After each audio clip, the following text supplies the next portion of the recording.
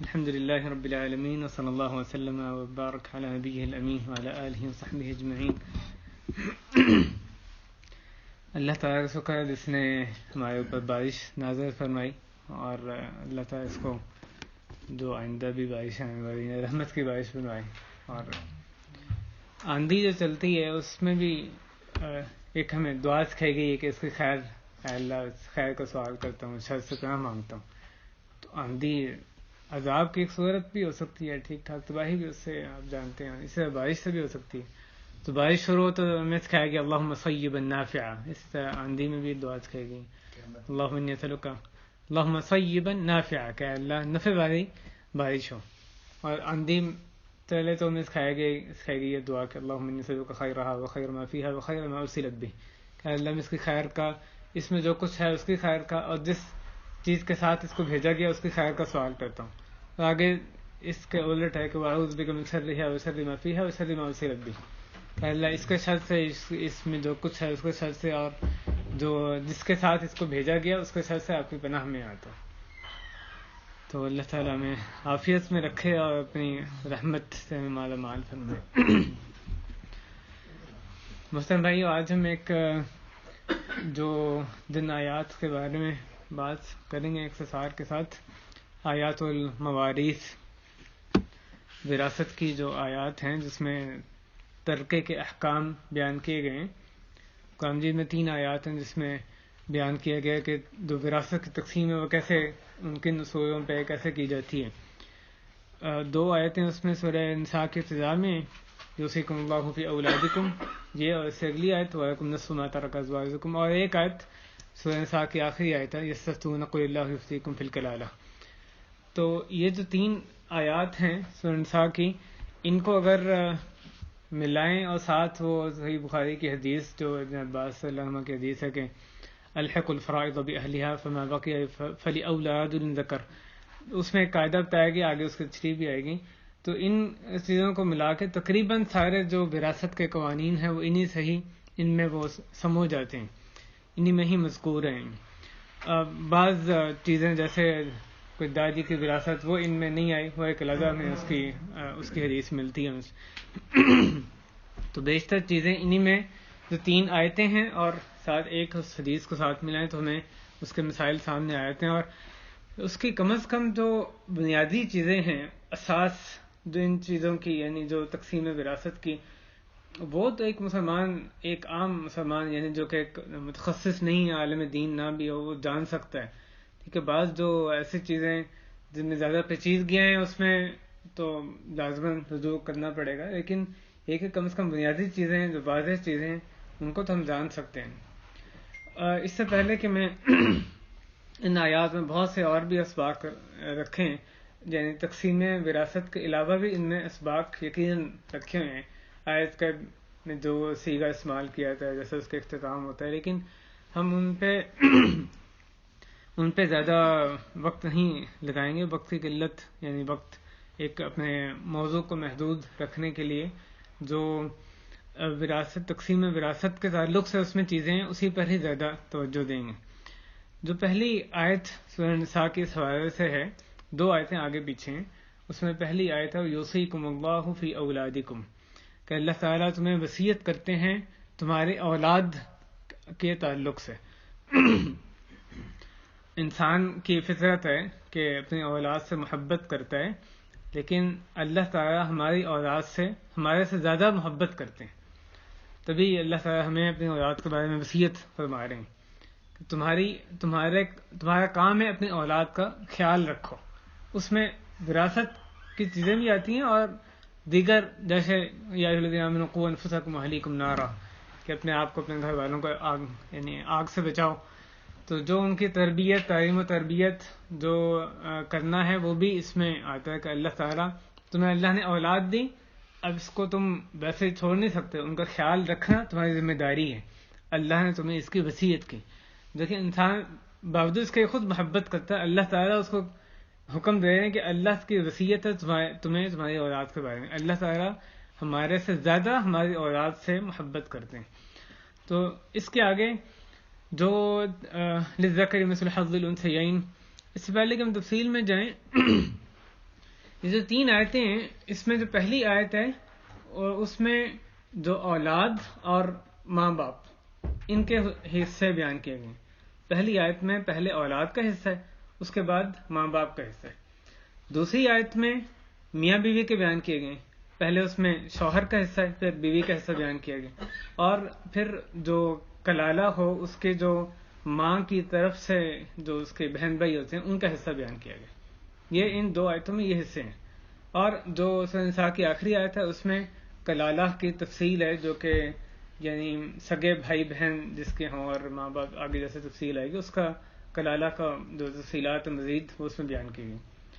تو یہ جو آپ دیکھیں گے انتہائی اختصار کے ساتھ اتنے جامع ترین الفاظ میں، خوبصورت الفاظ میں ہم جب ان کو پڑھتے ہیں تو ایسے وہ یعنی وہ موضوع جس کو بعض دفعہ بہت مشکل لگتا ہے اس کو سمجھنا، لیکن آپ ان آیات کو پڑھیں تو وہ چھوٹے چھوٹے اصول جیسے بیان کیے گئے تو لگتا ہے کہ یہ تو بڑے آرام سے سمجھ آ گئی بات ہے.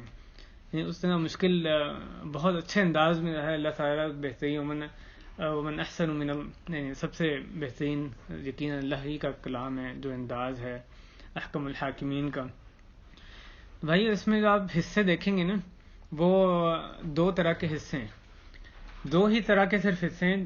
کل 6 حصے ہیں جو کہ ہمیں وراثت میں ملتے ہیں اور ان سے آگے نہیں نکلتا. کوئی 7واں حصہ آپ کو نہیں ملے گا.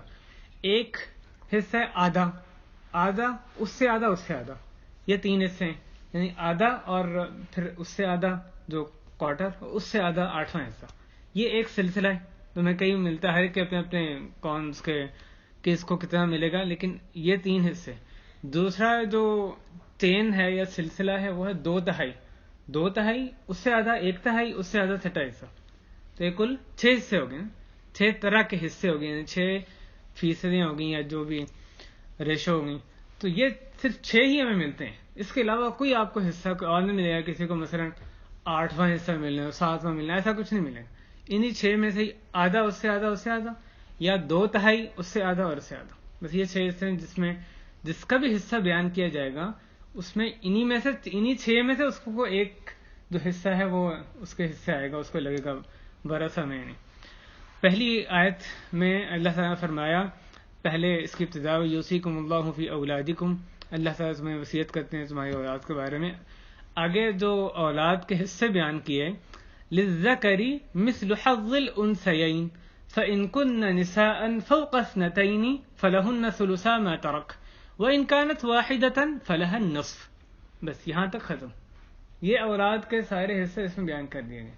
پہلا اصول یہ بیان کیا گیا کہ جو لڑکا ہے اس کو لڑکی سے دگنا ملے گا. اولاد کے تعلق سے پہلا یہ اصول بیان کیا گیا. اب اس میں آپ خود ہی سمجھ سکتے ہیں کہ اولاد کے کس جو تناسب کا یہاں پر تذکرہ ہو رہا ہے. اولاد یا تو سارے لڑکے ہوں گے یا ساری لڑکیاں ہوں گی یا دونوں ہوں گے، بیٹے ہوں گے یا بیٹیاں ہوں گی یا بیٹے بیٹیاں دونوں ہوں گے.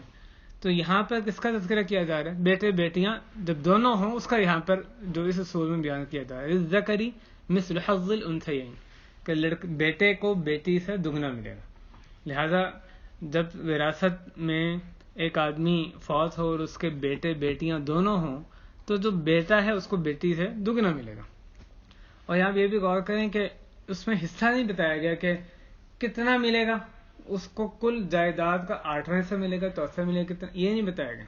تو یہ جو ہے یہ جتنے ورثہ جن کے حصے مقرر کیے جائیں ان کے نکال کے باقی جو بھی بچے گا وہ سب اولاد میں تقسیم ہو جائے گا. اس کو مزید سمجھنے کے لیے اس سے ہم سمجھ سکتے ہیں کہ جو حصوں کی تقسیم ہے 2 طرح سے ہوتی ہے. یا آپ آگے دیکھیں گے جب بھی کسی کا حصہ بیان کیا جاتا ہے وہ 2 طرح سے کیا جاتا ہے. ایک ہے کہ اس کی فیصد بیان کر دی رہتی ہے کہ مثلا بیوی کا 8واں حصہ یا چوتھا حصہ، شوہر کا اتنا، ایک خاص تناسب اس کی جائیداد میں سے کتنا ملے گا. ایک یہ طریقہ ہے جس کا جائیداد کی تقسیم کا. اور دوسرا جو طریقہ انہی آیات میں جس کا اس پہلے اصول میں بیان کیا جا رہا ہے اس کو کہتے ہیں تعصیب. تعصیب کا مطلب ہوتا ہے کہ یعنی جن کا مقرر حصے ہوں وہ سب ادا کر دیے جائیں، باقی جو بھی بچ گیا وہ ان میں تقسیم کر دیا جائے گا، اس تناسب سے ان میں اس رشتے میں تقسیم کر دیا جائے گا. تو مثلاً اگر ایک آدمی فوت ہوتا ہے اور اس کی ایک بیوی ہے اور بیٹے بیٹی ہیں، اب بیوی کا حصہ نکال کے باقی جو بھی بچے گا وہ بیٹے بیٹیوں میں تقسیم ہو جائے گا. تو یہ نہیں کہ بیٹے بیٹیوں کا کل میں سے کتنا ہے یہ بیان نہیں کیا گیا، بلکہ تعصیب یعنی حصے نکال دیے گئے، باقی جو بچا وہ سب ان میں جو قریب ترین رشتہ دار مذکر ہے اس میں تقسیم کر دیا جائے. یہ جو اصول ہے نا، یہ صحیح بخاری کی حدیث کے اشارہ کیا تھا، اس میں بیان کیا گیا. حضرت ابن عباس کی حدیث ہے کہ رسول اللہ نے فرمایا الحق الفرائض بأہلها، الحق الفرائض بأہلها، کہ جو حصے ہیں وہ حصہ داروں کے حوالے کر دو، ان سے الحاق کر دو. تو جس کا مخصوص حصہ بیان کیا گیا وہ حصہ اس کو دے دو. آگے فرمایا گیا فما بقی فلأولی رجل ذکر، پھر جو باقی بچ جائے وہ قریب ترین مرد کے لیے ہے، قریب ترین مذکر جو رشتہ دار ہے اس کے لیے. یہ جو اصول ہے یہ وراثت میں انتہائی اہم ہے، جس کا یعنی جو ان آیات کو سمجھنے کے لیے کہ پہلے حصے نکالے جاتے ہیں، اس کا 8واں، اس کا 30واں، جو بھی جس کا حصہ ہے، جس کا معین حصہ بیان کیا گیا، جو بچ جاتا ہے پھر وہ سارا کا سارا جو قریب ترین رشتہ دار ہوتے ہیں جو کہ ان حصوں کو سے ہٹ کے یعنی شریعت مقرر کرتی ہے کہ اب جو بچ گیا وہ سارا ان میں تقسیم کر دو. تو اس طرح سے پہلا حصہ اولاد میں ہم نے دیکھنا ہے اگر جو یعنی مذکر اور یعنی بیٹے بیٹیاں دونوں ہیں تو کیا اس میں اصول بیان کیا کہ بیٹے کو بیٹی سے دگنا ملے گا، بس صرف اتنا اصول ہے. اس کا کل حصہ نہیں بیان کیا، یعنی حصوں والوں کو حصہ دے کے باقی جو بچ گیا وہ بیٹے بیٹیوں میں اس طرح تقسیم کر دیں گے کہ بیٹے کو بیٹی سے دگنا ملے. دوسرا جو قاعدہ اولاد کے تعلق سے بیان کیا گیا کہ اگر بیٹیاں ہوں فوق اثنتین فللذکر مثل حظ الانثیین فإن کن نساء فوق اثنتین، اگر لڑکیاں ہوں 2 سے زیادہ تو پھر فلہن ثلثا ما ترک، تو ان کو 2/3 ملے گا اس میں سے جو کچھ وہ چھوڑ کے گیا. ایک لڑکے لڑکیاں دونوں ہوں اس کا تو ختم ہو گیا، لڑکی کو لڑکے سے دگنا ملے گا. صرف اگر لڑکے ہیں اس کا بھی وہی اصول ہے، ان میں برابری سے تو ان میں تقسیم کر دیا جائے گا، جو یعنی حصے نکالنے کے بعد جو باقی ساری جائیداد بچے گی وہ ان میں برابری سے تقسیم کر دی جائے گی. صرف لڑکے ہیں تو ظاہر ان کو برابر ملے گا. اور دوسرے جو یہاں پہ اللہ تعالیٰ نے بیان فرما رہے ہیں کہ جب صرف بیٹیاں ہوں تب کیا کرنا ہے، اگر 2 بیٹیاں یا اس سے زیادہ ہیں تو ان کو 2/3 ملے گا جو ان میں برابر تقسیم ہوگا. اگر بیٹیاں ہیں تو 2 بیٹیاں 2 یا اس سے زیادہ بیٹیاں ہیں فلہن ثلثا ما ترک، ثلثین 2/3 ان کو ملے گا آپس میں، جو کہ اگر 2 بیٹیاں ہیں یا 10 بیٹیاں جتنی بھی ہیں 2 یا اس سے زیادہ تو ان کو 2/3 ہی ملے گا جو کہ ان میں برابر تقسیم کر دیا جائے. وَإِن كَانَتْ وَاحِدَةٌ فَلَهَا النِّصْفُ، اگر ایک بیٹی ہے تو اس کو آدھا ملے گا. یہاں تک اولاد کی تقسیم ختم ہوگی. تو تین اصول اللہ تعالیٰ نے اولاد میں بیان فرمائے. ایک ہے کہ بیٹے بیٹیاں دونوں، تو پھر کیا کرنا ہے، بیٹے کو بیٹی سے دگنا ملے گا. بیٹے نہیں ہیں صرف بیٹیاں ہیں، اگر بیٹیاں 2 یا اس سے زیادہ ہیں تو کتنا ملے گا، ان کو 2/3 ملے گا. اور اگر صرف ایک بیٹی ہے تو اس کو آدھا ملے گا. یہ اولاد کی تقسیم یہاں تک ختم ہوگی. اس کے آگے اللہ تعالیٰ والدین کے تعلق سے بیان فرمانے وَلِأَبَوَيْهِ لِكُلِّ وَاحِدٍ مِّنْهُمَا السُّدُسُ مِمَّا تَرَكَ إِنْ كَانَ لَهُ وَلَدٌ، کہ اس کے دونوں ماں باپ کے لیے ان میں سے ہر ایک کے لیے 6واں حصہ ہے اگر اس کی اولاد ہو. تو والدین کے تعلق سے جو ہمیں یعنی جو موٹی تقسیم اس طرح سے کی گئی، کیا اس کی اولاد ہے یا نہیں ہے، مرنے والا اس کی اولاد ہے. پہلا جو کیس بیان کیا گیا اس آیت میں یہ کہ اگر اس کی اولاد ہے تو ماں باپ میں سے دونوں میں سے ہر ایک کو 6واں حصہ ملے گا. تو اگر اولاد ہے تو ماں باپ کو 6واں دونوں کو برابر حصہ جو ہے وہ ملے گا. ان کان لہ ولد وَلِأَبَوَيْهِ لِكُلِّ إِنْ كَانَ لَهُ فَإِن لَّمْ يَكُن لَّهُ وَلَدٌ وَوَرِثَهُ أَبَوَاهُ فَلِأُمِّهِ الثُّلُثُ، اگر اس کے بیٹے نہیں ہیں، اس کی اولاد نہیں ہے، یعنی اگر اولاد نہیں ہے اور ماں باپ اس کے وارث ہیں تو اللہ تعالیٰ فرماتے ہیں کہ پھر اس کی ماں کو 1/3 ملے گا. جب اولاد ہو تب کتنا ملے گا، 6واں حصہ، ماں کو بھی 6واں، باپ کو بھی 6واں حصہ. اگر اولاد نہیں ہے تو پھر وہ 6واں سے زیادہ ہو جائے گا. ماں کا صرف حصہ بیان کیا کہ 1/3 ملے گا، باپ کا نہیں بیان کیا تو باپ کو باقی ملے گا. کتنا؟ 2/3 باپ کو ملے گا. وہ بیان نہیں کیا گیا لیکن واضح ہے. اور یہی ان مسائل میں بہت تھوڑا اختلاف ہے علماء کا، کیونکہ واضح طور پر اللہ تعالیٰ نے اکثر مسائل کھول کے بیان فرما دیے ہیں. اکثر جو وراثت کے مسائل ہیں اس پہ وہ یعنی اتفاق ہے. وراثت کی تقسیم طریقہ کار کیسے فارمولہ آپ نکال سکتے ہیں، اس کے اختلاف طریقے ہو سکتے ہیں، اس میں اختلاف بیان کرنے میں ہو سکتا ہے، لیکن آخر میں نتیجہ ایک ہی آتا ہے. یعنی کوئی بندہ فیصد میں بیان کرے، کوئی حصہ میں بیان کرے، جیسا بھی کوئی ایک اس کا اتنا فرق نہیں پڑتا. وہ آپ مختلف طریقے اپنا سکتے ہیں اور شریعت نے اس کی ظاہر ہے کوئی پابندی نہیں لگائی. لیکن جو بنیادی اصول ہیں ان میں سے اکثر پہ اتفاق ہے. تو یہ جو ماں باپ کے تعلق سے بیان کیا گیا، چھٹا حصہ ملے گا اگر اولاد ہے. اگر اولاد نہیں ہے تو اس کی جو ماں ہے اس کو 1/3 حصہ ملے گا. فَإِنْ كَانَ لَهُ إِخْوَةٌ فَلِأُمِّهِ السُّدُسُ مِنْ بَعْدِ وَصِيَّةٍ يُوصِي بِهَا أَوْ دَيْنٍ. اگر اس کے بھائی ہوں، اخوہ بھائی یعنی یہ ایک سے زیادہ بھائی، جیسے علماء نے بیان کیا 2 یا اس سے زیادہ بھائی ہوں تو پھر اس کی جو ماں ہے اس کو 6واں حصہ ملے گا.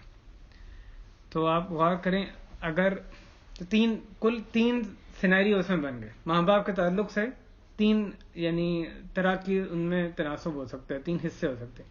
ایک اولاد نہیں ہے بندے کی تو ماں اور باپ دونوں کو 6واں حصہ ملے گا. اور دوسرا کیس یہ ہے کہ اولاد نہیں ہے، اگر اولاد ہے تو 6واں حصہ ملے گا. اگر اولاد نہیں ہے اور بہن بھائی بھی نہیں ہے یا صرف ایک بھائی ہے، ایک بھائی سے حکم میں فرق نہیں پڑتا، صرف ایک بھائی ہے یا ہے ہی نہیں بھائی یا صرف ایک بھائی ہے، تو پھر ماں کو 3واں حصہ اور باپ کو اس سے دگنا یعنی 2/3 جو ہے وہ باپ کو ملے. تیسری صورت یہ کہ اس کے بھائی بھی ہیں، یعنی اولاد تو نہیں ہے لیکن اس کے بھائی ہیں، ایک سے زیادہ بھائی ہیں، تو پھر ماں کا 3 سے حصے سے کم ہو کے 6واں حصہ اس کا بن جائے گا، تو باپ کا حصہ زیادہ ہو جائے گا. اس کی کیا حکمت ہے؟ علماء نے اس کی حکمت بیان کی ہے کہ اگر اس کے بھائی ہیں تو اولاد کی ذمہ داری زیادہ ہے، پھر خرچ کرنے کی ذمہ داری زیادہ، حالانکہ ان بھائیوں کو کچھ نہیں مل رہا، یعنی باپ کے ہوتے ہوئے بھائیوں کو کچھ نہیں ملا کرتا، لیکن ان کی جو پالنے کی، ان پہ خرچ کرنے کی ذمہ داری وہ باپ پہ بڑھ جاتی ہے. اگر وہ ایک سادہ بھائی ہیں تو جو ماں کا حصہ تھوڑا، تو ماں کے تو اللہ نے کوئی ذمہ داری نہیں رکھی. اگر باپ ہے تو ماں چاہے جتنے بھی مالدار ہو، خرچ کرنے کی ذمہ داری جیسے ہم جانتے ہیں 100% اللہ نے باپ پہ رکھی ہے. تو باپ کی جو ذمہ داری ہے وہ بھائی زیادہ ہے تو بڑھ جاتی ہے، تو ماں کا حصہ اللہ نے تھوڑا کر دیا، باپ کا جو یہاں پہ زیادہ کر دیا. اور آپ اس میں اس کی حکمتوں میں جو غور کرتے جائیں، ایسی یعنی ایمان اس میں تازہ ہوتا ہے کہ اللہ تعالیٰ کی طرف سے نازل کردہ شریعت ہے. یہ بھائیو 3 کیس ہو گئے ختم، یہ جو ماں باپ کے تعلق سے. اور اس کے آخر میں اللہ نے فرمایا من بعد وصیۃ یوصی بها او دین، اس وصیت کے بعد جو کہ اس نے کیا ہو یا قرضے کے بعد. تو جو بھی حصوں کی تقسیم ہے وہ ان 2 چیزوں کے بعد کی جائے گی، وصیت اور قرضہ. پہلے کیا ادا کیا جائے گا؟ قرضہ. جو کسی کا قرضہ اس کے ذمے ہے، یہ فوت ہو گیا، سب سے پہلے اس کا قرضہ نکالا جائے گا، ان کا قرضہ اس کے مال میں سے نکالا جائے گا. اس کے بعد وصیت نکالی جائے گی. جو اس نے وصیت کی، جس کے اپنے اصول ہیں، 1/3 کے اندر وارثوں کے لیے نہ ہو، تو اس کی جس چیز کی اس نے وصیت کی اس کے بعد وہ پیسہ ادا کیا جائے گا. اب جو باقی بچ گیا وہ ورثہ میں تقسیم کیا جائے گا. اللہ تعالیٰ نے یہ ایک سادہ دفعہ یہ دہرایا، یہ جو الفاظ ہیں من بعد وصیۃ یوصی بها او دین، اس وصیت کے بعد اس نے کیا یا قرضے کے بعد. پہلے قرضہ، پھر وصیت، اس کے بعد پھر وراثت کی تقسیم ہوتی ہے. اور بھی بعض چیزیں فقہا نے بیان کی کہ مثلا اس کا کفن دفن کا انتظام ہے وہ بھی اس کے پیسوں سے ہم کر سکتے ہیں. بہرحال اس کے بعد آیت کے آخر میں فرمایا گیا آباؤکم و ابناؤکم لا تدرون ایہم اقرب لکم نفعا، کہ تمہارے باپ اور تمہارے اولاد، تمہارے بیٹے، تمہیں نہیں پتا کہ ان میں سے زیادہ نفع، کہ تمہیں نفع پہنچانے کے زیادہ قریب کون ہے. اگر یہ جو فیصلہ ہے تم پر چھوڑ دیا جاتا ہے، جس کو بہتر سمجھو اس کو دے دو، اس کو زیادہ دے دو، جس کو بہتر سمجھو، جس کو سمجھو کہ تھوڑا دیں اس کو تھوڑا دے دو، تو تم یہ فیصلہ صحیح طرح نہ کر پاتے. تمہیں نہیں پتا کہ کون اصل میں تمہارے لیے زیادہ ان میں سے نفع بخش ہے. تم ایک کو زیادہ فیصلہ کر دو، ایک کو کم کر دو، تو یہ تمہارا فیصلہ جو ہے وہ تم صحیح نتیجے پر بغیر وحی کے پہنچ ہی نہیں سکتے. وراثت کی تقسیم جو اللہ نے نازل کی وہی صرف صحیح تقسیم ہے. اگر ایک آدمی ان کو ایک طرف رکھ کے اپنی عقل سے تقسیم کرنے لگے تو منصفانہ تقسیم کبھی بھی نہیں اس تک پہنچ سکتا. تو اللہ تعالیٰ فرماتا ہے تمہیں نہیں پتا کون سا حصہ دار تمہارے باپ، تمہارے بائیں، تمہارے جو بیٹے ہیں، کون تمہیں فائدہ پہنچانے میں تمہارے سے زیادہ قریب ہے. فریضۃ من اللہ، اللہ کی طرف سے فریضہ ہے. ان اللہ کان علیما حکیما، بے شک اللہ تعالیٰ بہت علم والے، بہت حکمت والے. تو جو حصے بیان کیے گئے وہ عبث نہیں ہے، ہر جو حکم ہے وہ حکمت سے بھرپور ہے. یہ پہلا جو حصہ ہے، پہلے جو آیت ہے اس طرح سے ختم. اس میں ہمیں یعنی دو رشتوں کے، ایک اولاد کے، دوسرے والدین کے حصے پتہ چلے. آخر میں اس کو دوبارہ سے بھی اس کا یعنی خلاصہ بیان کریں گے. دوسری آیت میں اللہ تعالیٰ نے میاں بیوی کے پہلے حصے بیان کیے. وَلَكُمْ نِصْفُ مَا تَرَكَ أَزْوَاجُكُمْ إِن لَّمْ يَكُن لَّهُنَّ وَلَدٌ، تمہارے لیے تمہاری بیویاں جو چھوڑ کر جائیں اس میں سے نصف ہے اگر ان کی اولاد نہ ہو. تو شوہر کے لیے نصف ہے بشرطے کہ بیوی کی اولاد نہ ہو. یعنی بیوی کی اولاد اس لیے کہا گیا کہ ہو سکتا ہے وہ اولاد اس شوہر سے ہو یا کسی اور سے ہو. جب اس کی شادی ہے تو پہلے سے اولاد تھی بیوی کی. تو اہم بات اصل میں بیوی کی اولاد ہے کہ نہیں اس پہ فیصلہ کیا جائے گا. شوہر چاہے وہ اس شوہر سے ہے یا نہیں ہے اس سے فرق نہیں پڑتا. تو اگر بیوی کی اولاد ہے تو پھر شوہر کو آدھا حصہ ملے گا. آگے فرمایا گیا وَلَكُمْ نِصْفُ مَا تَرَكَ أَزْوَاجُكُمْ إِن لَّمْ يَكُن لَّهُنَّ وَلَدٌ فَإِن كَانَ لَهُنَّ وَلَدٌ فَلَكُمُ الرُّبُعُ مِمَّا تَرَكْنَ، اگر ان کی اولاد ہے تو پھر تمہیں چوتھا حصہ ملے گا. شوہر کے حصے کتنے ہو گئے؟ دو طرح کے. شوہر کا حصہ آدھا اگر اولاد ہے، بغیر بیوی کے اولاد ہے. اگر بیوی کی اولاد نہیں ہے تو شوہر اگر بیوی کی اولاد ہے، اگر بیوی کی اولاد نہیں ہے پہلے اللہ تعالیٰ نے وہ بیان فرمایا کہ پھر شوہر کو آدھا ملے گا. اگر اولاد ہے تو وہ حصہ آدھا ہو جائے گا، یعنی چوتھا حصہ ملے گا. من بعد وصیۃ یوصین بہا او دین، اس وصیت کے بعد جو وہ تمہاری بیویاں کر کے جائیں یا قرضے کے بعد. تو شوہر کے یہ دو حصے ہو گئے. آگے بیویوں کے حصے بیان کیے گئے. من بعد وصیۃ یوصین بہا او دین وَلَهُنَّ الرُّبُعُ مِمَّا تَرَكْتُمْ إِن لَّمْ يَكُن لَّكُمْ وَلَدٌ، ان کے لیے چوتھا حصہ ہے تمہاری بیویوں کے لیے اگر تمہاری اولاد نہ ہو. فَإِن كَانَ لَكُمْ وَلَدٌ فَلَهُنَّ الثُّمُنُ مِمَّا تَرَكْتُمْ، اگر تمہاری اولاد ہو تو پھر ان کے لیے آٹھواں حصہ.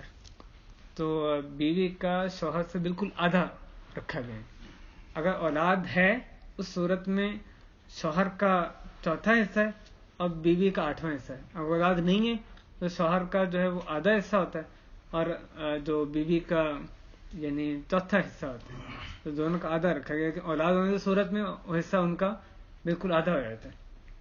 یہ میاں بیوی میں صرف یہی ہے، اور میاں بیوی میں نہ کم زیادہ اس کے علاوہ اور کوئی اس میں چیز دیکھنے کی نہیں ہے. صرف یہ کہ اولاد ہے یا نہیں ہے، اس بنیاد پہ صرف فیصلہ ہوگا اس بیوی کی یا اس شوہر کی. یعنی شوہر کی اولاد اس بیوی سے بھی ہو سکتی ہے، کسی اور سے بھی، دوسری بیوی سے بھی ہو سکتی ہے. تو یہاں تک جو میاں بیوی کے پورے ہو گئے. اس کے آگے پھر فرمایا کہ من بعد وصیۃ توصون بہا او دین، اس وصیت کے بعد جو کہ تم نے کی یا قرضے کے بعد.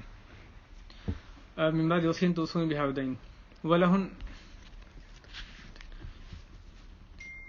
آیت کی وَإِن كَانَ رَجُلٌ يُورَثُ كَلَالَةً أَوْ امْرَأَةٌ وَلَهُ أَخٌ أَوْ أُخْتٌ فَلِكُلِّ وَاحِدٍ مِّنْهُمَا السُّدُسُ. اس کے آیت کا جو آخری حصہ ہے اس میں کلالہ کا حکم بیان کیا گیا، یعنی ایک ایسا بندہ یا عورت، جیسے فرمایا گیا او امرأہ، یا عورت جس کے نہ اولاد ہے نہ ہی ماں باپ ہے.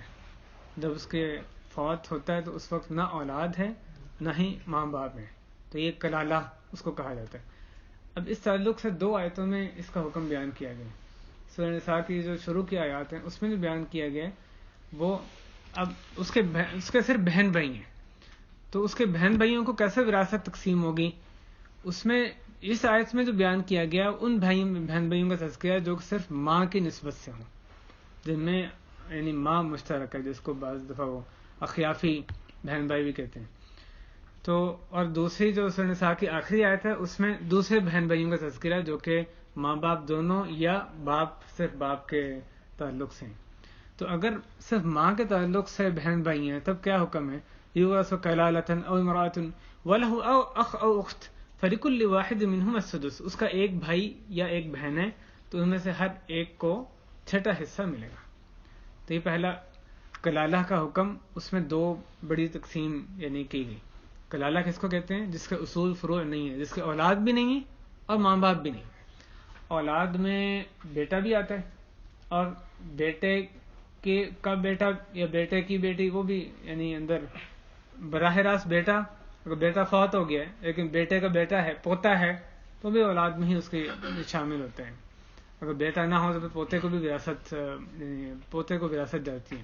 اسی طرح جب ہم کہتے ہیں اس کے باپ نہیں ہے تو باپ نہیں ہے، یا دادا نہیں ہے، باپ نہ ہو تو دادا کو پھر وراثت منتقل ہو جاتی ہے ان کی، یعنی دادا کو بھی اس میں حصہ ملتا ہے. تو اولاد نہیں ہے، اور اسی طرح اس کے اصول بھی نہیں ہے، اس کے ماں باپ بھی نہیں ہے، تو اس کو کلالہ کہتے ہیں. کلالہ کی صورت میں جب اس کے صرف بہن بھائی ہیں، تو اس میں اگر وہ بہن بھائی صرف ماں کے ذریعے مشترک ہیں تو پھر ہر ایک بھائی یا ایک بہن ہے، اس کو کتنا ملے گا؟ چھٹا حصہ ملے گا. فلکل واحد منہم السدس فإن كانوا أكثر من ذلك فهم شركاء في الثلث. اگر اس سے زیادہ ہیں، وہ ایک سے زیادہ ہیں، تو پھر وہ ایک تہائی میں شراکت دار ہوں گے. اگر ایک سے زیادہ بہن بھائی ہیں، دو بہنیں، ایک بھائی ایک بہن ہے، دو بھائی ہیں، کوئی بھی کمبینیشن ہے، اس کے جو یعنی ماں کے ذریعے سے جو بھائی یا بہن ہے وہ ایک سے زیادہ ان کی تعداد ہے، تو پھر ان کو ایک تہائی ملے گا، جو کہ برابر تقسیم کیا جائے گا، لڑکی کا برابر حصہ ہوگا. ایسے یہ جو کیسز یعنی جو ایسی حالات جن میں کا برابر تقسیم ہوتا ہے، دگنا نہیں ملتا، ان میں سے ایک ہی ہے، جبکہ بہن بھائیوں کو حصہ ملے، اور وہ بہن بھائی جو کہ صرف ماں کے ذریعے سے جن سے کہ رشتہ ہو. فلکل واحد منہم السدس فإن كانوا أكثر من ذلك فهم شركاء في الثلث. اس کے آگے آخر میں فرمایا گیا من بعد وصیۃ یوصی بها أو دین غیر مضار، اس وصیت کے بعد جو کہ کی جائے یا قرضے کے بعد غیر مضار، جو کہ ضرر رساں نہ ہو. یعنی اگر ایسی وصیت ہے جو کہ ضرر والی ہے، نقصان والی ہے، اس نے کوئی ظالمانہ وصیت کر کے چلا گیا، جیسا کہ کوئی وارثوں کے لیے وصیت کر گیا یا ایک تہائی سے زیادہ کر گیا، تو اس کی وصیت پھر پوری نہیں کی جائے گی. تو اللہ تعالیٰ نے فرمایا کہ اس وصیت کے بعد جو کہ کی گئی یا قرضے کے بعد غیر مضار، جس میں کہ ضرر نہ ہو، نقصان نہ ہو، یعنی گناہ کی وصیت اس میں نہیں ہونی چاہیے. وصیۃ من اللہ، اللہ علیم حلیم، اللہ کی طرف سے وصیت ہے اور اللہ تعالیٰ علیم ہے اور بردبار، نہایت بردبار ہیں. یہ آیت ہے جو کہ سورہ نساء کی دو آیتیں، جو سورہ نساء کی آخری آیت ہے، اس میں یہی جو آخری ہم حکم بیان جس کا تذکرہ کر رہے تھے کلالہ، اس کی دوسرے جو بہن بھائی ہیں ان کا تذکرہ کیا گیا. یستفتونک، اے نبی صلی اللہ علیہ وسلم، یہ آپ سے سوال پوچھتے ہیں. قل اللہ یفتیکم فی الکلالہ، کہیے کہ اللہ تعالیٰ تمہیں کلالہ کے بارے میں حکم دیتا ہے، فتویٰ دیتا ہے، حکم دیتا ہے. ان امرؤ ہلک، اگر ایک بندہ ہلاک ہو جائے، فوت ہو جائے، ان امرؤ ہلک لیس لہ ولد، اس کے اولاد نہ ہو، ولہ اخ او اخت، کہ ایک آدمی ہلاک ہو گیا، اس کی اولاد نہیں ہے. اس آیت میں جو خلاصہ حکم کے بیان کیا گیا وہ یہ کہ جو یعنی اگر ایسے آدمی مرتا ہے کہ کلالہ ہے، اس کی اولاد بھی نہیں ہے، اس کے ماں باپ بھی نہیں ہے، تو پھر اس کے وہ بہن بھائی جو کہ سگے بہن بھائی ہیں یا باپ کے ذریعے سے بہن بھائی ہیں، تو ان میں سے مرد کو عورت سے دگنا ملے گا. اور یہ پہلا کیس ہے. اور دوسرا ہے کہ اگر وہ مرد نہیں ہے، بھائی نہیں ہے، صرف بہنیں ہیں، تو ایک بہن ہے تو اس کو آدھا ملے گا، ایک سے زیادہ بہنیں تو ان کو دو تہائی ملے گا. یعنی آپ یاد کرنے کے لیے جیسے علماء نے اس میں بیان کیا کہ جو بیٹیوں کا حصہ ہے وہی بہنوں کا حصہ اس کیس میں کلالہ کی صورت میں رکھا گیا. بیٹیوں کا کیا ہوتا ہے؟ اگر بیٹے بیٹیاں دونوں ہیں تو بیٹے کو بیٹی سے دگنا ملے گا، بیٹی ایک ہے تو آدھا ملے گا، بیٹیاں ایک سے زیادہ ہیں تو دو تہائی ملے گا. اور دو تہائی میں سب وہ دو ہیں یا زیادہ ہیں، سب شراکت دار ہوتی ہیں. اسی طرح بہنوں کا بالکل اسی نہج پہ بہنوں کا بیان کیا گیا. بہن بھائی دونوں ہیں، وہ بہن بھائی ماں کی رشتے سے دوسرے دونوں ہیں تو مرد کو عورت سے دگنا. اگر ایک بہن ہے، صرف ایک بہن کتنا ملے گا؟ آدھا ملے گا اس کو. اگر ایک سے زیادہ بہنیں ہیں تو اس کو دو تہائی ملے گا. تو جو بیٹیوں کا حصہ وہی بہنوں کا حصہ جو آیت کے سورہ نساء کی آخری آیت میں بیان کیا گیا. یہ بھائیو 3 آیات ہیں اس میں ظاہر دیگر تفصیلات میں جن کو آمدن میں نے چھوڑا ہے، لیکن میرا مقصد یہ یعنی ہدف یہ کہ ہم جو حصے واضح طور پہ بیان کیے گئے یہاں پہ ان کو ہم سب یاد کر لیں اچھی طرح، کہ جو ایک آدمی سادہ سا مسئلہ جو کہ واضح طور پہ ان آیات میں بیان کیا گیا تو اس میں ہم خود ہی سے ہمیں پتہ ہو کہ اس کا کیا حکم ہے، ایک دفعہ ان حصوں کو دہرا کے ساتھ ساتھ بعض مثالیں دے کے بات مزید جو ہے ذہن میں بیٹھ جائے گی۔ پہلی آیت میں اولاد کے حصے بیان کیے گئے، اس میں پہلا حصہ جو پہلی جو یعنی کیس یہ بیان کیا گیا کہ بیٹے اور بیٹیاں دونوں ہیں، اس میں کیا بیان کیا گیا کہ بیٹے کو بیٹی سے دگنا ملنا ہے، حصہ نہیں خاص مقرر کیا گیا اس کو کل میں سے تیسرا حصہ چوتھا حصہ یہ نہیں بیان کیا گیا، باقیوں کے حصے نکال کے جو بچ جائے گا وہ سارا بیٹوں بیٹیوں میں جائے گا اور ان کو بیٹے کو بیٹی سے دگنا مل جائے گا۔ یعنی مثلا اگر ایک آدمی فوت ہوتا ہے، بیٹی ایک اس کی بیوی ہے اور اس کی بیٹے بیٹی ہیں، بیوی کو کتنا ملے گا؟ 1/8 حصہ بیوی کو مل جائے گا، اور باقی جو 8 میں سے 7 حصے ہیں وہ سارے بیٹے بیٹیوں میں تقسیم ہو جائیں گے، اس طرح سے کہ بیٹے کو بیٹی سے دگنا مل جائے۔ ایک آدمی فوت ہوتا ہے، اس کی والدہ ہیں، صرف اس کی ماں ہے اور اس کی اولاد ہے، بیٹے بیٹی ہیں۔ اب اگر اولاد ہو تو جو یعنی ماں باپ ان کا کتنا حصہ رکھا گیا؟ 6 حصہ رکھا گیا۔ اگر اولاد ہونے کی صورت میں جو ماں باپ میں سے ہر ایک کو 6 حصہ رکھا گیا، تو ماں کو 6 حصہ مل جائے گا، باقی جتنا بچا وہ بیٹے بیٹیوں میں چلا جائے گا۔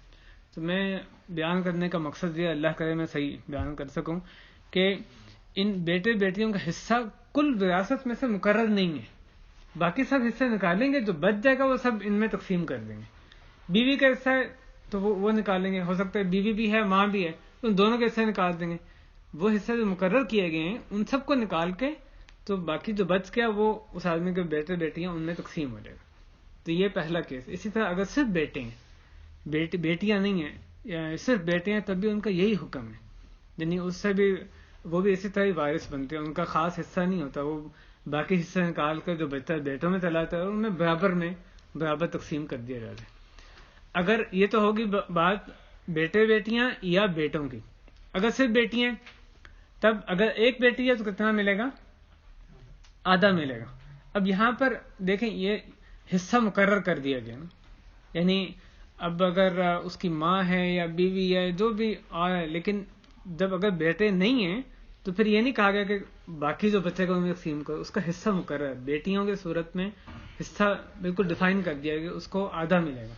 اگر ایک سے زیادہ بیٹی ہیں تو ان کو 2/3 ملے گا، اور 2/3 برابر میں تقسیم کر دیا جائے۔ تو یہ اولاد کی تقسیم اس طرح سے پوری ہوتی ہے۔ یعنی اولاد میں اگر یہ ایک اصولی بات یہ ہوتی ہے کہ جو قریب تر رشتہ دار ہے، مرد رشتہ دار، وہ اپنے سے دور والے کو وراثت منتقل نہیں ہونے دیتا۔ اگر بیٹا ہے، اس کا ایک بیٹا 10 پوتے ہیں تو پوتوں کو کچھ نہیں ملنا۔ پہلی سٹیج پہ رشتہ دار آ گیا، جو مذکر رشتہ دار ہے، اس کا ایک بیٹا ہے، اب وہ اس کے اگلی نسل میں اس کو کچھ نہیں جانا، وراثت میں سے کچھ منتقل نہیں ہوگا۔ باپ ہے تو دادا کو کچھ نہیں ملنا۔ اس طرح سے یعنی جو قریب تر رشتہ دار اگر جو لڑکا بندہ مرد ہے تو وہ پھر وراثت کو آگے اسی رشتے میں آگے منتقل ہونے سے روک دیتے۔ اگر وہ نہیں ہے بیٹا، پھر پوتے کو وراثت دے گی۔ پوتے کو وراثت بیٹے کے ہونے کی صورت میں نہیں جا سکتی۔ اگر بیٹا نہیں ہے تو پھر پوتے کو وراثت جو ہے وہ اس کا حقدار وہ ہوگا۔ تو یہ ہو گئے بیٹے بیٹیوں کے تقسیم۔ اس آیت میں پہلی آیت میں دوسری کن رشتوں کا بیان کیا گیا؟ ماں باپ کا۔ ماں باپ کے جو 3 سینیریو اللہ تعالیٰ نے بیان کیے۔ پہلا یہ کہ اس کی اولاد ہو، اگر اولاد ہے تو ماں باپ میں سے ہر ایک کو کتنا ملے گا؟ 6 حصہ ملے گا۔ اگر بندے کی اولاد ہے تو ماں باپ میں سے ہر ایک کو 6 حصہ ملے گا۔ اگر اولاد نہیں ہے تو یہاں پر اس کے بھائیوں کو دیکھا جائے گا۔ لہٰذا اگر اولاد ہے پھر آپ کو پوچھنے کی ضرورت نہیں کہ بھائی ہیں کہ نہیں، پھر نہیں ان کی طرف۔ اگر اولاد نہیں ہے پھر بھائیوں کی طرف دیکھیں گے کہ اگر بہن بھائی، اگر اس کے بہن بھائی ہیں ہی نہیں یا صرف ایک ہے، یعنی بہن بھائی سرے سے ہیں ہی نہیں یا صرف ایک مثلا بھائی ہے، تو پھر اس کی جو ماں ہے اس کو 1/3 حصہ ملے گا۔ پہلے اس کو 6 حصہ تو اس سے دگنا ہو گیا، 1/3 حصہ اس کو ملے گا۔ اور باپ کو کتنا ملے گا؟ 2/3. باقی جو بچ گیا وہ باپ کو ملے گا. اگر اس کے زیادہ بھائی ہیں، ایک سے زیادہ، 2 ہیں، 10 ہیں، جتنے بھی زیادہ ہیں اس کے، تو پھر ماں کا حصہ کم ہو جائے گا. کم، اس کا پہلے 1/3 تھا، اس کا اور اس سے آدھا ہو جائے گا، صرف 6 حصہ اس کو ملے گا، اور باقی سارا باپ کو ملے گا. تو باپ کا حصہ مقرر نہیں کیا گیا، باقی جتنا بچے گا وہ سب باپ کو جائے گا. یہ ماں باپ کے 3 سینیریو کل بنے، اس طرح سے تقسیم ختم ہو گئی. اور اس مسئلے میں ایک جو مسئلہ جس کو مسئلہ عمریہ کہتے ہیں، وہ یہ کہ اگر ایک آدمی کی بیوی ہے، اور ایک آدمی فوت ہوتا ہے، اس کی بیوی اور ماں ہے، اور ماں باپ یا دونوں ہیں، ماں باپ ہیں اور بیوی ہے. اب بیوی کو اولاد نہیں ہے اس کی، اب بیوی کو کتنا ملنا ہے؟ اس کو 1/4 حصہ ملے گا. اب اس کی ماں کو اگر کل میں سے 3 حصہ نہیں ملنا، جو باقی بچتا ہے اس میں سے اس کو 3 حصہ ملے گا. تو اگر بیوی ہے یا شوہر ہے، اگر ایک آدمی کا یعنی فوت ہوتا ہے، اس کی بیوی ہے، یا عورت فوت ہوتی ہے، اس کا شوہر ہے اور ماں باپ ہیں، تو میاں یا بیوی ان کا حصہ نکال کے جو باقی بچتا ہے اس میں سے 1/3 ماں کو اور 2/3 باپ کو ملے گا. اگر ان کے بھائی ہیں تو پھر ماں کا حصہ جو کم ہے. یہ 3 سیناریو کل ختم ہوں گے جو کہ یعنی ماں باپ کے حوالے سے اللہ تعالیٰ نے بیان کیے. جو دوسری آیت میں اللہ تعالیٰ نے 2 رشتوں کے حصے بیان کیے، ایک میاں بیوی کے، اور دوسرا جو کلالہ کا حکم بیان کیا جو کہ ماں کے ذریعے سے بہن بھائی. میاں بیوی کے حصے کیسے بیان کیے؟ پہلے شوہر کا بیان کیا، اولاد نہیں ہے، شوہر کے کتنے حصہ ہے؟ آدھا حصہ.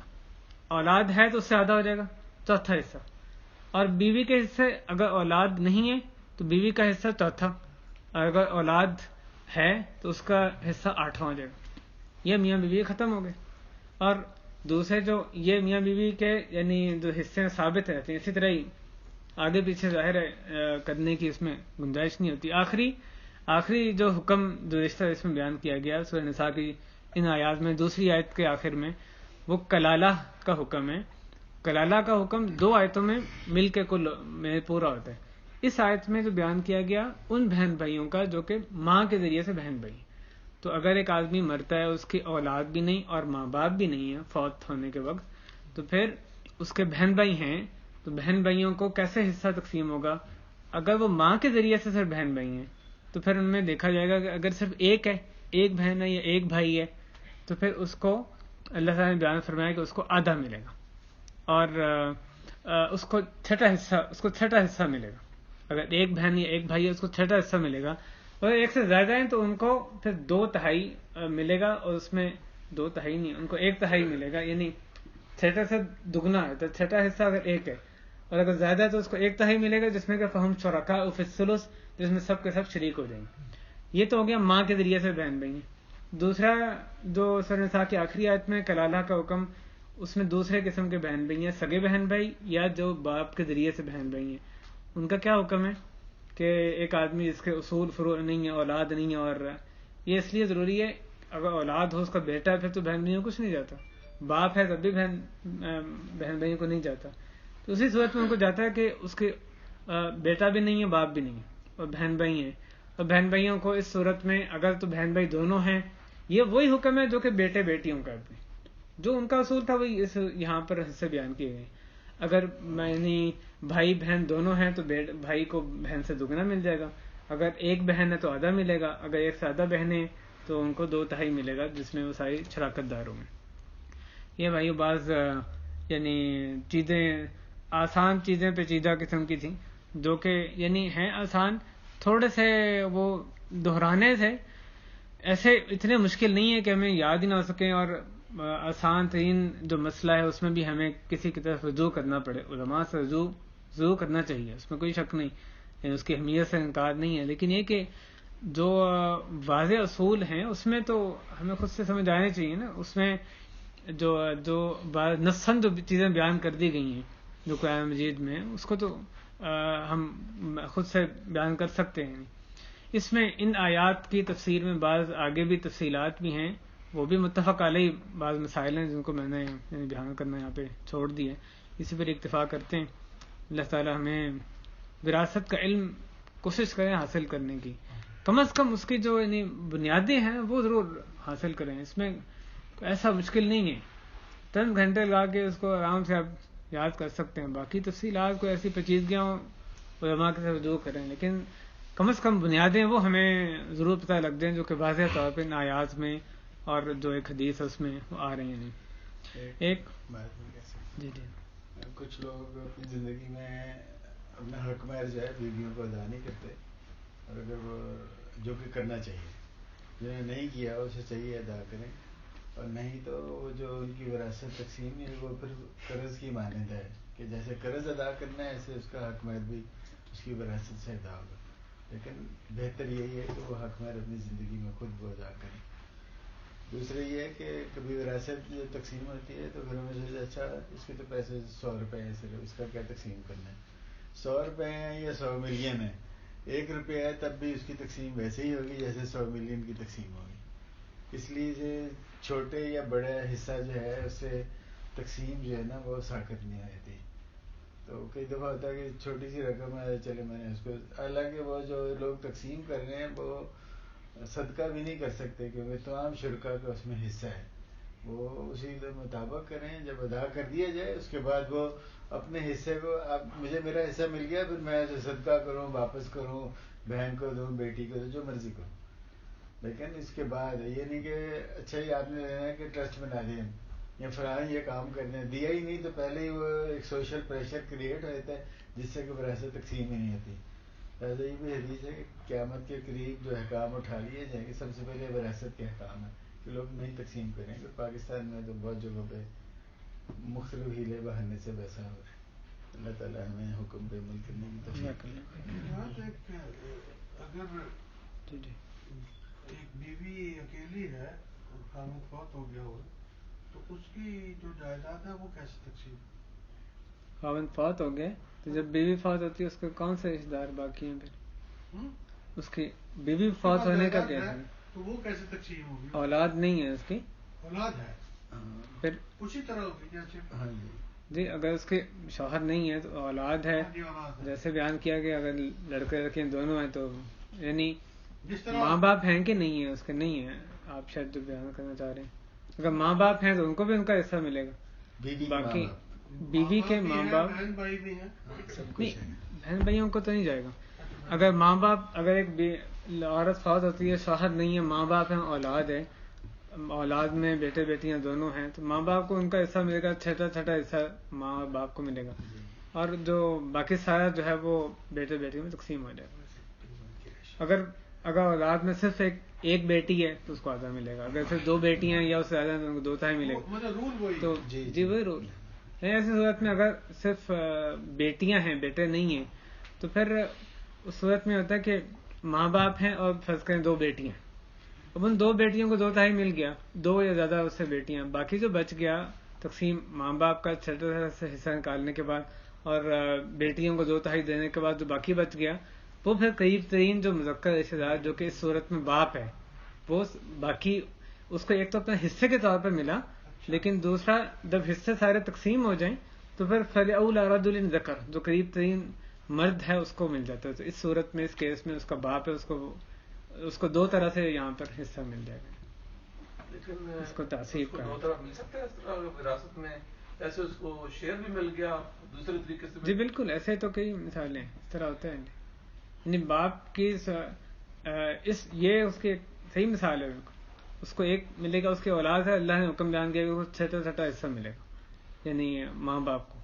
اب باقی جتنا بچتا ہے فرض کریں اس کا دوسرا کیس ہے کہ اس کا شوہر بھی ہے, اب شوہر کو بھی اولاد ہونے کی صورت میں اس کو یعنی چوتھا حصہ ملنا ہے تو اب اس کا حصہ کم ہو جائے گا. تو باپ کا حصہ جو باقی ملنا ہے شوہر ہونے کی صورت میں کم ہو جائے گا, نہیں ہے تو اسے بیٹیوں کا 2 جا کے اس کا حصہ زیادہ ہو جائے گا. ایک اس کا مقررہ حصہ ہے. جب دیکھیں اصول یہ کہ جو مقررہ حصے ہیں سب تقسیم کر لیے, اب جو باقی بچ گیا وہ قریب ترین جو مذکر رشتہ دار ہے ان کو اس کو چلایا تھا.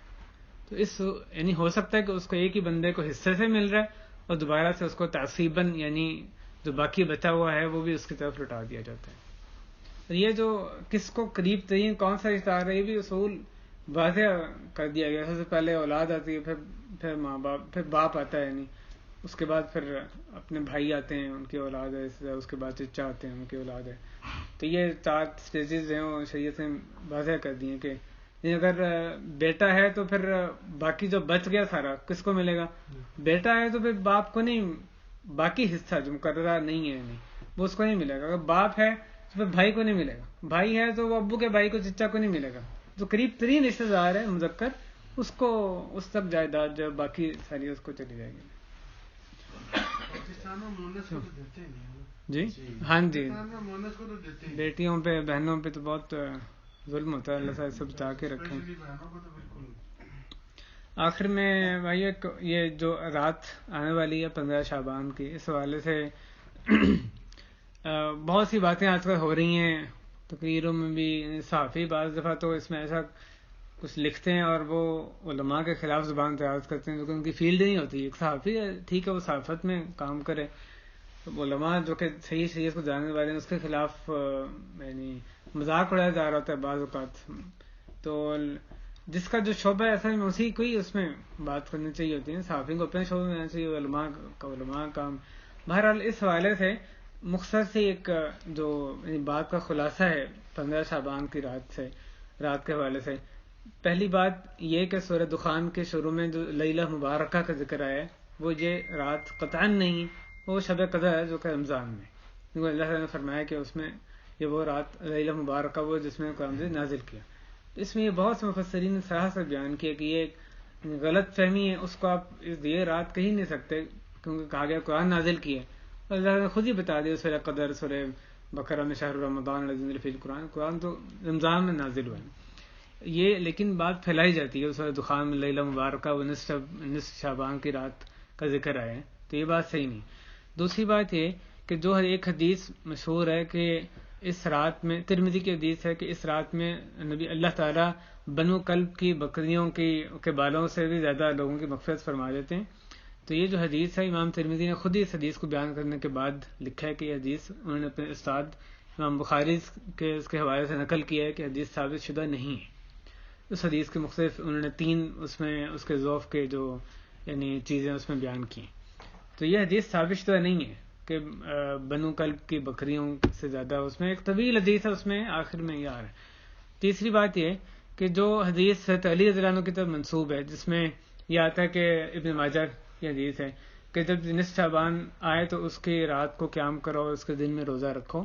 تو اس حدیث میں ایک بندہ ہے جو کہ یعنی جو کہ جس پہ جو کہ جھوٹ بولا کرتا تھا. تو یہ من گھڑت حدیث ہے، یعنی ضعیف حدیث کے مختلف درجے ہوتے ہیں. تو یہ تو گھٹیا ترین درجے کی ان میں سے ضعیف کی بہت نچلا درجہ اس کی ہے کہ ایک ایسا بندہ اس کی سند میں جو کہ جھوٹ گھڑا کرتا تھا. تو یہ حدیث ثابت شدہ نہیں ہے کہ اصل میں کہا ہو کہ بھی تمہیں روزہ رکھنا ہے اور اس کے قیام کرنا. چوتھی بات یہ کہ ایک حدیث، ایک چیز اس میں مشہور ایک نماز کی گئی ہے کہ اس میں ایک رکعتیں پڑھنی ہے جس میں 100 دفعہ سورہ اخلاص پڑھنی ہے اور اس طرح کی. تو یہ حدیث بھی ثابت شدہ نہیں ہے. یہ بھی امام الجوزی وغیرہ نے اس کو موضوعات میں لکھا ہے، یعنی جو من گھڑت حدیثیں جہاں نے جمع کی ہیں اس میں اس کو بھی بیان کیا. اور آخری بات، 5ویں اور بہت اہم بات وہ بھی یہ کہ جو واحد حدیث اس رات کے بارے میں جس کو بعض علماء، بعض محدثین نے صحیح یا ضعیف سے اوپر قرار دیا ہے، کہنا چاہیے حسن درجہ قرار دیا ہے، شیخ البانی رحمہ اللہ نے سلسلہ صحیحہ میں اس کا ذکر کیا ہے، وہ یہ کہ حضرت ابو موسیٰ اشعری رضی اللہ عنہ سے روایت ہے کہ رسول کریم صلی اللہ علیہ وسلم نے فرمایا کہ جب نصف شعبان کی رات آتی ہے تو اللہ تعالیٰ اپنی مخلوق کی طرف دیکھتے ہیں یا جھانکتے ہیں جیسے اللہ کے شان ہیں، اس کی کیفیت ہمیں نہیں پتا. اور پھر کیا کہتے ہیں فَيَغْفِرُ لِجَمِيعِ خَلْقِهِ إِلَّا لِمُشْرِكٍ أَوْ مُشَاحٍ. تو بس اپنی تمام مخلوق کی مغفرت فرما دیتے ہیں سوائے مشرک اور مشاحن کے جو اپنے بھائی سے ناحق بغض و عداوت رکھتا ہے. تو یہ 2 بندے، ایک شرک کرنے والا اور دوسرا جو جس کے دل میں اپنے مسلمان بھائی کے لیے کھوٹ ہے، تو ان 2 کی مغفرت نہیں ہوتی، باقی سب کی مغفرت ہوتی ہے. یہ واحد حدیث ہے جس کو بعض محدثین نے یعنی ضعیف سے اوپر حسن درجے کا قرار دیا. اس کے علاوہ کوئی صحیح حدیث ہمیں اس رات میں نہیں ملتی. تو اس رات کو کسی خاص قسم کی عبادت کے لیے مخصوص کرنا یا دن میں روزہ رکھنا، یہ بات درست نہیں. اس حدیث سے جو چیز پتہ چلتی ہے اس رات کے آنے، یہ رات یہ حدیث جس میں کہ محدثین کا اختلاف بے شک موجود ہے، لیکن جیسے میں نے کہا کہ شیخ البانی نے اس کو حسن قرار دیا ہے. اس سے کیا پتہ چلا؟ اس میں یہ تو نہیں آ رہا کہ رات آئے تو تم نے اب پوری رات قیام کرنا ہے. اس میں جو چیز واضح طور پہ پتہ چل رہی ہے وہ یہ کہ اس رات کے آنے سے پہلے اپنے آپ کو ان دونوں چیزوں سے پاک کرنے کی فکر کی جائے. شرک یا ہر قسم سے اپنے دامن کو پاک کریں, اور جو اپنے دل, اپنے بھائی کے لیے دل میں کھوٹ اور بغض و عداوت, نفرت, اس سے اپنے دل کو پاک کرنے کی کوشش کریں, تاکہ اس رات میں رحمت نازل ہوتی ہے اللہ تعالیٰ کی, جو اللہ تعالیٰ مغفرت فرماتے ہیں, اس میں ہم بھی شامل ہو جائیں. تو یہ بات یعنی ایک خلاصہ اس رات کے حوالے سے. اللہ تعالیٰ ہمیں سنت کی پیروی کرنے کی توفیق عطا فرمائے. جو بھی ضعیف اور یعنی ناقابل حجت چیزیں جو دین میں ہیں ان سے بچنے کی توفیق عطا فرمائے. اے اللہ کو یہاں بیٹھنا ہمارا مبارک فرما, اس مجلس کو مبارک فرما, ہمارے تمام گناہ معاف فرما. اے اللہ ہمارے بیماروں کو شفا نصیب فرما. اے اللہ ہم بیماروں کو شفا نصیب فرما. اے اللہ ہمیں اپنے اصلاح کی توفیق. اے اللہ ہماری اصلاح فرما, ہمارے اہل و عیال کی اصلاح فرما. اے اللہ ہماری نسلوں کی اصلاح فرما, ہمارے گھروں میں دینداری کا دورہ فرما. اے اللہ بے دینی کو مکمل طور پہ ہمارے گھروں سے ختم فرما دے. اے اللہ اپنی معصیت, اپنی نافرمانی, کفر, فسق, اے اللہ اس کو ہمارے لیے ناپسندیدہ بنا دے. ان چیزوں سے بچنے کی توفیق عطا فرما. اپنے جو بھی اطاعت کے کام ہیں, خیر کے, نیکی کے کام ہیں, بر و تقوی, ان پہ عمل کرنے کی زیادہ سے زیادہ توفیق عطا فرما. نیکی کے کام میں دوڑ دھوپ کرنے کی توفیق عطا فرما. اہل خانہ پر اللہ خصوصی رحمت برکت نازل فرما, ان کے کاموں میں آسانیاں پیدا فرما, ان کے رزق میں, اہل و عیال میں برکت فرما. اے اللہ ہم سب کے رزق میں برکت فرما. ہمارے جو اہل و عیال یا رشتہ دار فوت ہو گئے ان کی بخشش فرما. اے اللہ ان کی قبروں کو منور فرما. اے اللہ مظلوم مسلمانوں کی مدد فرما. ان پہ جہاں بھی ظلم ہو رہا ہے اللہ ان کو ظلم سے نجات عطا فرما. جو بھی لوگ, ادارے, ملک, کوئی بھی جو انفرادی اجتماعی طور پر مسلمانوں پہ ظلم کر رہے ہیں, اللہ ان کے ظلم کو انہی پر ہی پھیر دے. اے اللہ ان کو نیست سے نابود فرما. اے اللہ ہمیں اپنے دین کی خوب خدمت کرنے کی توفیق عطا فرما. اے اللہ آخر دم تک اپنے دین کی خدمت کرنے کی توفیق عطا فرما. صلی اللہ وسلم وبارک علی نبینا محمد وعلی آلہ وصحبہ اجمعین.